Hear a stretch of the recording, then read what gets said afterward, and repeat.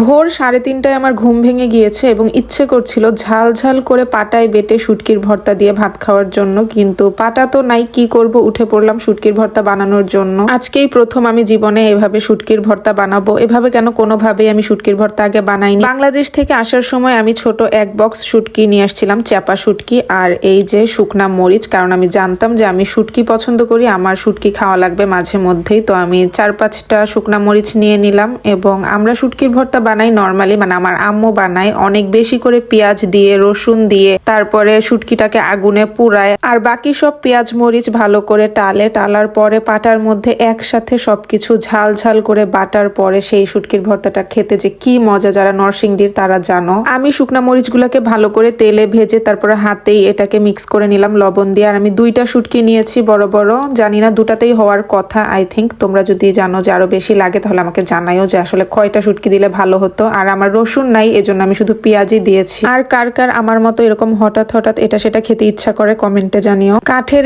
এটাকে কি বলে আমি জানি না, রংপুরে একটা মাটির সরার মতো পাওয়া যায়, যেটাতে কিনা এই কাঠের দিয়ে মানে ভর্তা টর্তা ওরা বানায়। তো আমার কাছে ওটা ছিল, কিন্তু ওটা অনেক ভারী ছিল, তাই আমি নিয়ে আসতে পারিনি, শুধু এই কাঠেরটা এনেছি। এটা দিয়ে আমি এখন ভর্তা টর্তা মাঝে মধ্যে বানাই। গরম গরম ভাত দিয়ে ভর্তা খেতে অনেক ভালো লাগে, তাই ভাতটাকে আমি গরম করে নিলাম। আর এই যে আমার ভর্তা ভাত, এখন আমি এটাকে মাখাবো। উফ, কি যে মজা হয়েছিল, সত্যি কথা বলতেছি, অনেক ভালো লেগেছিল। মানে হঠাৎ করে অনেক দিন পর এরকম শুটকির ভর্তা খাচ্ছিলাম, এজন্য অনেক ভালো লাগতেছিল। তবে আমি পাটায় বাটা শুটকির ভর্তাটাকেই বেশি মিস করছি।